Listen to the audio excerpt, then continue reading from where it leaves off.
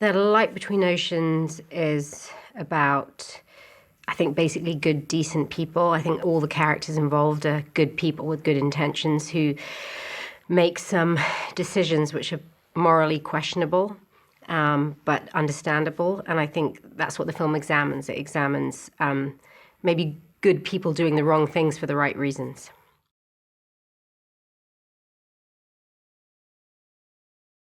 I read the script first, and then I read the novel afterwards, and I think it's one of the most faithful adaptations I've come across in my lifetime. I think it's very, very true to the book, and a lot of the dialogue is straight from the book.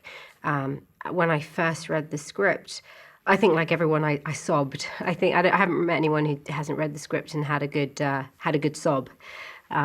It's incredibly emotional. It just touches very raw nerves in, I think, anyone who reads it. I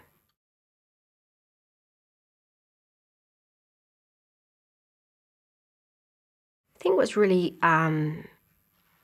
compelling about the story, what's unique about it, is the way that it describes small town life in rural Australia beginning in 1918, and it really captures, I think, with incredible immediacy, what life would have been like then. It doesn't feel at arm's length. I feel like you feel you're right there and then, which is an amazing thing for a period novel to do, I think. And I think I really like all the characters because none of them are, they're all flawed. And that's what interests me in stories, is when characters are not perfect people. They're regular people like all of us, so they do things right and they do things wrong, and that makes me able to identify with them. I mean, in this instance, in this story, they're very extreme circumstances that happen, but I think they're very relatable characters.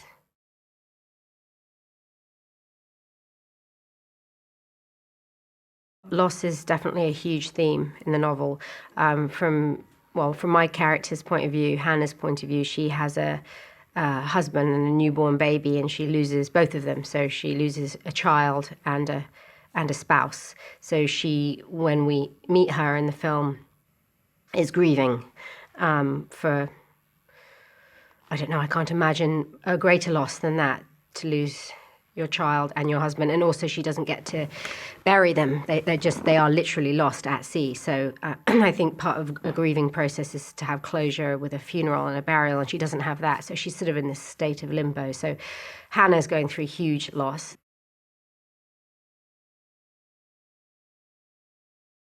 Isabel and Tom also go through their loss because they raise this child and then they lose the child. So they're going through their version of loss.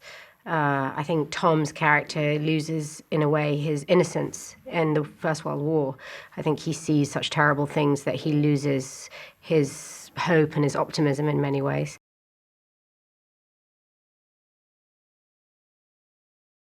The main love story is obviously Tom and Isabel, and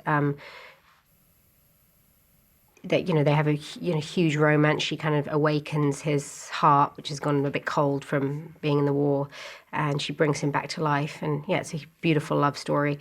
And for him, it would be enough for them to be the two of them, but for her, she wants it to be a three. She wants a child, and she can't have her own, and so she feels it's a miracle when she finds this baby that's actually my baby, my character's baby, but she doesn't know that.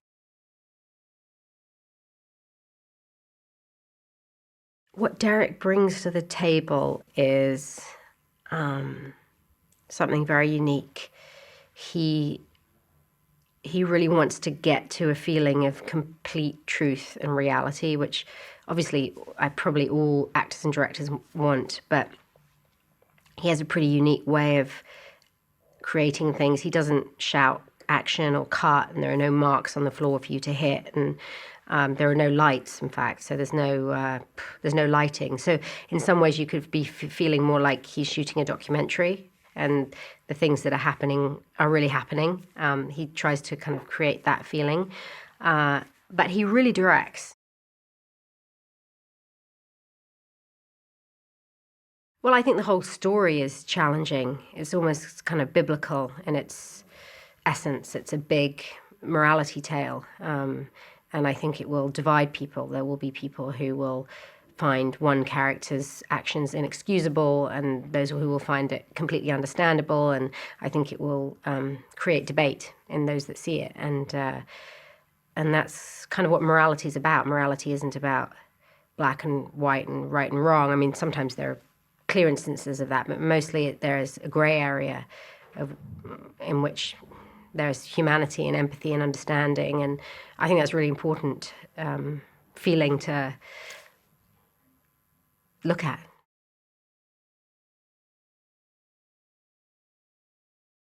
My character Hannah is going through pretty challenging times. I mean, she has moments of joy when she's falling in love and getting married and having a child and falling in love with her child, and those are all beautiful moments. I think the most beautiful moment was working with this newborn baby that was supposed to be Grace, as she was just born, and it was just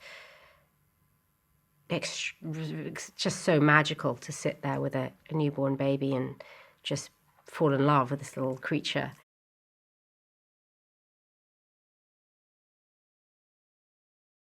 After I lose my husband and my baby, I mean, everything's pretty challenging. She's having a pretty challenging time. So she doesn't have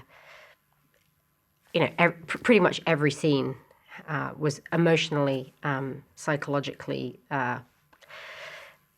uncomfortable because she's going through something which, is one of probably the worst thing that could happen to a woman is to lose her child. La luce sugli oceani, dall'8 marzo al cinema.